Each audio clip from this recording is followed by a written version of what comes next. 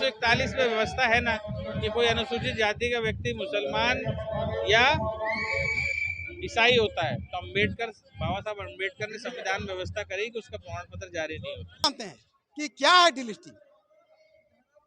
अगर वो सब चाहते हैं, अंदाजी प्रेस वार्ता बुला लिए और बोल दिए इसका हम विरोध करते हैं।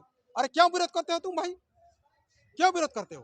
कि कोई व्यक्ति भाई आदिवासी को रिजर्वेशन क्यों मिला, क्योंकि उसकी अपनी अलग संस्कृति है, रूढ़ी रीति रिवाज है। भाई सामाजिक आधार पे तो मिला नहीं, अनटचेबिलिटी के आधार पे। तो जिस आधार पे आपको रिजर्वेशन मिला आपने वो आधार ही खत्म कर दिया।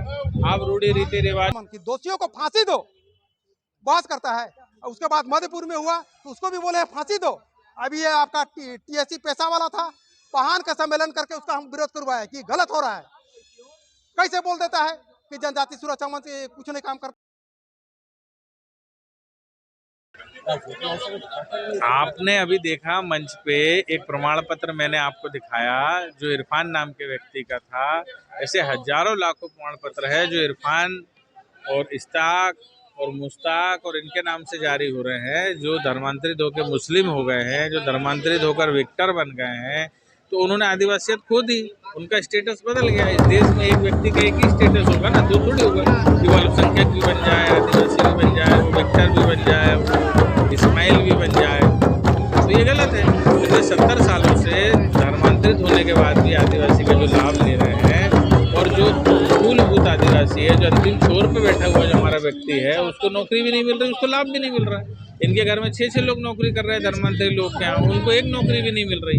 तो ये अन्याय को समाप्त करने के लिए जनजातीय सुरक्षा मंच की मांग है कि जैसे आर्टिकल 341 में अनुसूचित जाति का व्यक्ति धर्मांतरित होता है तो उसको आरक्षण नहीं मिलता, वैसे आर्टिकल 342 में भी संशोधन हो कि जो धर्मांतरित होगा उसको आरक्षण नहीं मिलेगा। यही हमारी मांग है। यहाँ पे अभी तक आदिवासियों को अपनी जमीन पर लोन लेने की भी सुविधा नहीं मिल पाई है। 23 साल हो चुके हैं झारखंड के बने हुए, लेकिन अभी तक उनका अधिकार नहीं मिल रहा है। उसमें क्या कहें?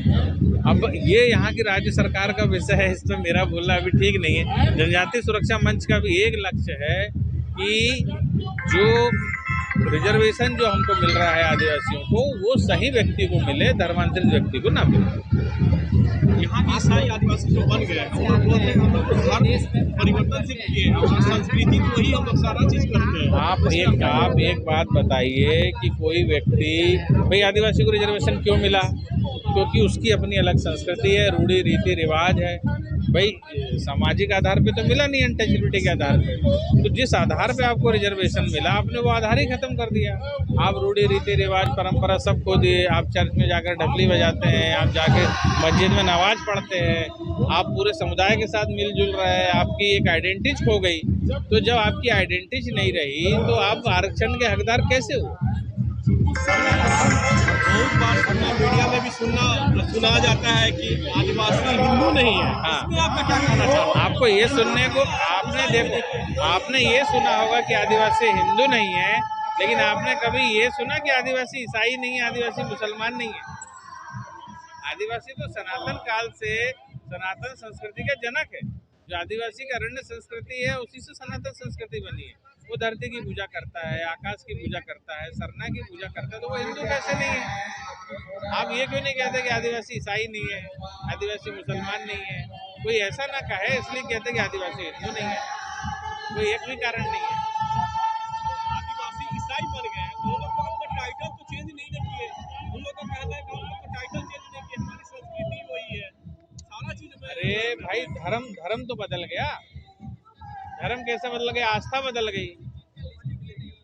आप आस्था बदल गई। आप धरती माता की पूजा नहीं करते, आप अपने पिता को पिता नहीं कहते, आप चर्च में जाकर फादर को फादर बोलते हो, अपने फादर को क्या बोलते हो? कोई भी हो, आप अपने फादर को फादर ही बोलोगे ना, कि चर्च के व्यक्ति को फादर बोलोगे। तो आपने सारी चीज बदल दी, अपना पिता भी बदल दिया, अपनी आस्था धर्म संस्कृति सब बदल दी। अब आपका स्टेटस हो गया अल्पसंख्यक का। भाई आप ईसाई हुए तो अल्पसंख्यक हो गए, आप मुस्लिम हुए तो अल्पसंख्यक हो गए। तो आप उधर भी लाभ ले रहे हैं, इधर हमारे आदिवासियों का भी लाभ ले रहे हैं। तो एक व्यक्ति 2 लाभ ले सकता है?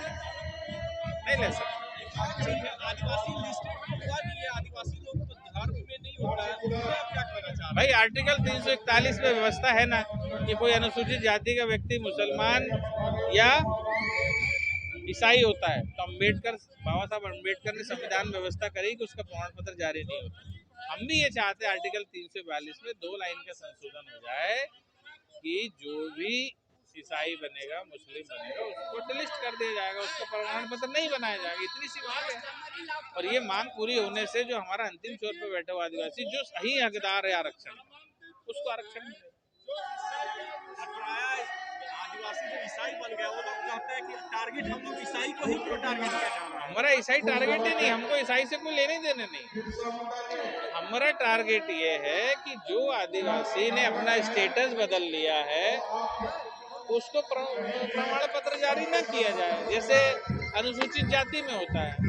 अनुसूचित जाति व्यक्ति को इसलिए मिलता है रिजर्वेशन कि वो अनटचेबिलिटी के शिकार था, जातिवाद का शिकार था। लेकिन जनजाति तो जातिवाद का शिकार नहीं था, उसको तो इसलिए रिजर्वेशन दिया था कि वो अपने रूढ़ी रीति रिवाज कस्टम को मानता है। अब आदिवासी कस्टम को मानता है, ईसाई के ऊपर ईसाई विधि लागू होती है, मुस्लिम पे मुस्लिम विधि लागू होती है, एक आदमी पे 2 विधि लागू होगी क्या? मेरा नाम प्रकाश उइके है, मैं मध्य प्रदेश। तमाम बाधा और विघ्नों को हरते हुए आज महारैली का आयोजन सफलतापूर्वक सफल हो गया। किसका श्रेय जाता है? श्रेय देखिए, कहते हैं ना, जो सत्य की लड़ाई लड़ते हैं उसका भले परेशान होते हैं, लेकिन विजय सत्य की ही होनी है। तो हम लोग, चूंकि हम लोग का अधिकार है, राइट था, सत्य था, इसीलिए प्रशासन नहीं चाहते हुए भी, देखिए ये शेड्यूल क्षेत्र है, 5वें अनुसूचित क्षेत्र, आदिवासी सीएम है, सरकार सीएम है, और आदिवासी का बात करता है कि हम कल्याण करेंगे, ये करेंगे, वो करेंगे, और आदिवासी अपना हक अधिकार के लिए, जो संवैधानिक अधिकार है, उसको मांग के लिए, अगर वो अपना अधिकार मांगने के लिए रैली या धरना प्रदर्शन कर रहे हैं, तो उसके लिए इतना 10 तरह का हथकंडा कि वहाँ आपको ये तारीख को नहीं करना है तो मैदान नहीं मिलेगा। क्यों भाई? और आप बहुत भाषण करते हैं कि हम आदिवासी को उत्थान करेंगे, आदिवासी का विकास करेंगे, तो आप कैसे कीजिएगा? आदिवासी अपना संवैधानिक अधिकार मांगने के लिए रैली या सभा करने को होती है, जो आपका अनुच्छेद संविधान आपको देता है अधिकार, उसमें आप उसको नहीं करने के लिए कहते हैं, तो कैसे विकास होगा, कैसे डेवलपमेंट होगा? तो इस रैली को अधिकतर बहुत सारे आदिवासी भी विरोध कर रहे थे, इसका क्या मतलब है? देखिए, मैं खुली तौर पर मैं बोलना चाह रहा हूँ, विरोध करने वाले पूरी तरह से नहीं जानते हैं कि क्या है डिलिस्टिंग। अगर वो सब चाहते हैं, अंदाजी प्रेस वार्ता बुला लिए और बोल दिए इसका हम विरोध करते हैं। अरे क्यों विरोध करते हो तुम भाई, क्यों विरोध करते हो? मेरा कहना है कि जब मेरा संविधान 26 जनवरी 1950 को लागू हुआ, आदिवासी को अनुसूचित जनजाति की श्रेणी में रखा गया, ठीक है। तमाम तरह के आर्थिक, सामाजिक और अन्य कई प्रकार की दृष्टि से भौगोलिक सर्वे करने के बाद आरक्षण हुआ, निर्धारित हुआ। अब कई बार देखिएगा कि आदिवासी पढ़े लिखे जो बुद्धिजीवी है, सब जान रहे हैं।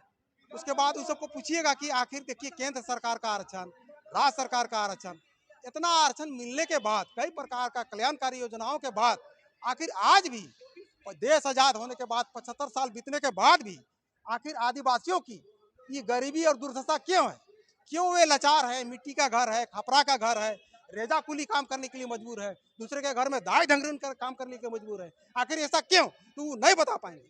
इसका यही एक कारण है कि जो धर्म परिवर्तन किए हुए आदिवासी पहले थे, धर्म परिवर्तन करने के बाद वो ईसाई बन गए, और वो अल्पसंख्यक ईसाई का भी लाभ ले रहे हैं, और आदिवासी का भी लाभ ले रहे हैं, और विदेश का भी लाभ ले रहे हैं। तो मेरा ये कहना है कि जब तक उस सबको आदिवासी का आरक्षण मिलना बंद नहीं होगा, तब तक किसी कीमत में जिंदगी में आदिवासी का उत्थान नहीं होगा।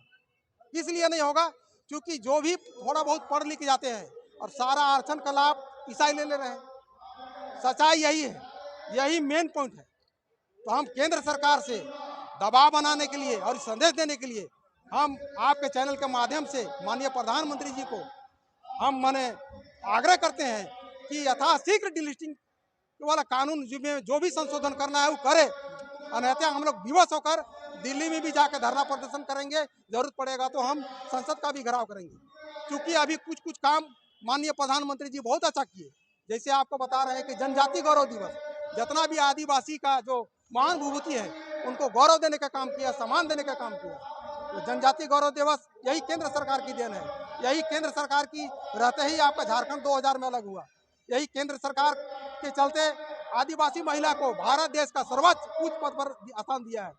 और उरांव सबका जो रोहतासगढ़ किला है, हमने प्रधानमंत्री, गृह मंत्री और उड्डयन मंत्री को पत्र लिखा था कि अगर सही में आप आदिवासी की कहीं तैसी है तो रोहतासगढ़ को गोद ले लीजिए। आज रोहतासगढ़ में आपको बहुत लंबा करीब करीब 40-45 किलोमीटर पैदल चलना पड़ता था, उसमें भी बहुत कठिन। लेकिन आप आने वाला दिन में अगर आप वहाँ रोहतासगढ़ जाइएगा तो वहाँ पर सड़क का निर्माण हो रहा है। तो हम माननीय प्रधानमंत्री को जिस प्रकार 370 धारा हटा दिए, 35 ए हटा दिए, राम मंदिर बनवा दिए, ये डिलिस्टिंग करने में उनको क्या तकलीफ है, हम पूछना चाहते हैं। अगर सही में माननीय प्रधानमंत्री जी अभी वर्तमान में आपका खूंटी में आए जनजाति गौरव दिवस में कई प्रकार के असुर जनजातियों का कल्याणकारी योजनाओं का वो उद्घाटन किए। तो माननीय प्रधानमंत्री, केंद्र सरकार से मेरा यही आग्रह है, विनम्र है, अगर सही में वो जनजाति का हितैषी है और उसका शुभचिंतक है तो इस कानून में डिलिस्टिंग वाला कानून को जैसे करना हो डिलिस्टिंग वाला कानून लाए और केवल अनुसूचित जनजाति का आरक्षण को कोई नहीं खाए। अगर आप धर्म परिवर्तन कर लिए हैं, बहुत सा विरोधी दल ये बयान देते हैं कि 25 के तहत हम जा रहे हैं, 25 के तहत हम धर्म परिवर्तन कर रहे हैं। हमको कोई इतराज नहीं है, हमारे पास भी बहुत सारा ब्रदर और फादर हमारे दोस्त भी हैं, साथ पढ़े भी हैं, हम उस सबको क्रिसमस का बधाई भी देते हैं। बट संवैधानिक अधिकार जहाँ होगा वहाँ हम खरा उतरेंगे। अच्छा, एक हम मेरा कहना है 25 के अंतर्गत आप ईसाई बन जाइए, मुस्लिम बन जाइए। मैं आपको बता रहा हूँ, अभी रांची जिला के काके प्रखंड का बोड़िया पंचायत का मैं मुखिया हूँ। थोड़ा सा आपको उदाहरण दे रहा हूँ, मुखिया हूँ तो थोड़ा इधर आ जाइए। मुखिया हूँ, एकल पद संवैधानिक पद होता है। अब मान के चलिए कोई आदिवासी मुस्लिम बन गई, मुस्लिम से शादी कर लिया, थोड़ा सा टेक्निकल बता रहे हैं, अभी प्रेजेंट में है। अब हमारे कांके प्रखंड में 32 को पंचायत है, रांची जिला में टोटल 395 को है। अब एकल पद में वो आदिवासी जो मुस्लिम यहाँ चल गए, ऑलरेडी मुस्लिम बन गया, अपना रूढ़ी प्रथा तो छोड़ दिया, अब मुस्लिम जाति प्रमाण पत्र बना के एकल पद मुखिया में बढ़ जा रहा है। आज 2 गो है, कल रहेगा 10 गो, कल रहेगा 25 गो, टोटल तो आपका संविधान का पूरा हाईजैक हो जा रहा है। तो फिर वो संवैधानिक पद देने से क्या लाभ है? अगर आपको कड़ाई करना है और सही में आदिवासी को उत्थान करना है तो इस पर रोक लगाना चाहिए। आपका यही माननीय 2013 में इन्होंने चिट्ठी निकाला था कि जो शादी ब्याह कर लिए हैं मायके से जाति प्रमाण पत्र बना सकते हैं, अब उसका दुष्प्रभाव हो रहा है। हम लोग कई जगह धरना प्रदर्शन किए, कई जगह हम लोग आंदोलन किए कि भाई जाति प्रमाण जो हम लोग अभी निर्धारित कर रहे हैं उसमें पिता का नाम के साथ साथ पति का नाम होना चाहिए, लेकिन नहीं सुनवाई होगा तो कैसे विकास होगा जनजाति का, हम बता दीजिए। और आज जनजाति का संवैधानिक अधिकार का बात कर रहे हैं तो कुछ विरोधी सब कर रहे हैं, इसके हम विरोध करते हैं। क्यों विरोध करते हो भाई? अरे कभी तो बोलो तुम कि ईसाई जो हमारा आरक्षण खा रहा है वो बंद हो, मुस्लिम हमारा आरक्षण खा रहा है बंद हो, मेरा जमीन जो लूट रहा है वो बंद हो, क्यों नहीं बोलते हो? अगर मर्दाना हो तो मैं जनजाति सुरक्षा मंच का मीडिया प्रभारी हूँ और रांची जिला मुख्य संघ का अध्यक्ष हूँ। जितना विरोध करने वाले हैं खुला मैदान में टीवी के साथ मंच में आए और हमसे डिबेट करे। आज मैं बता रहा हूँ, एक तो अनुसूचित जनजाति का आरक्षण खा रहे हैं और भारत सरकार द्वारा जो अभी आरक्षण निर्धारित हुआ है बीपी मंडल आयोग 1990, उसमें ईसाई को अदर बैकवर्ड क्लास 2 में रखा गया है। जितना बुद्धिजीवी आपका IAS IPS सचिव जो हाई रैंकर हैं सब ये बात को जानते हैं, लेकिन कोई आदिवासी एक आदमी बोलने वाला नहीं है कि ईसाई को अदर बैकवर्ड क्लास 2 में रखा है। क्यों नहीं बोलता है? लेकिन मैं बोलूंगा डंके की चोट पर, मैं बीपी मंडल आयोग का चिट्ठी दिखाऊंगा उनको। हाँ बोलिए, बंधन जी का क्या बोलना चाहते हैं, पूछिए। बंधन जी आपके आदिवासियों के धर्म गुरु बने हुए हैं, लेकिन आप उसे आदिवासी नहीं मानते। मैं खुला कर रहा हूँ, आदिवासी समाज में, जनजाति समाज में कोई धर्म गुरु नहीं होता है, कोई धर्म बहन, कोई धर्म भाई नहीं होता है। मेरा समाज आदिवासी जनजाति में पहान देख लीजिए, विश्वकर्मा पहान महतो कोटवार पनभोरा को ऊंचा स्थान दिए हैं और उसी से देश हमारा गांव संचालित होता है। कोई धर्म गुरु धर्म बहन नहीं, ये सब कार्डिनल का षड्यंत्र है। तो आप बंधन टिका जी को आप विरोध किए?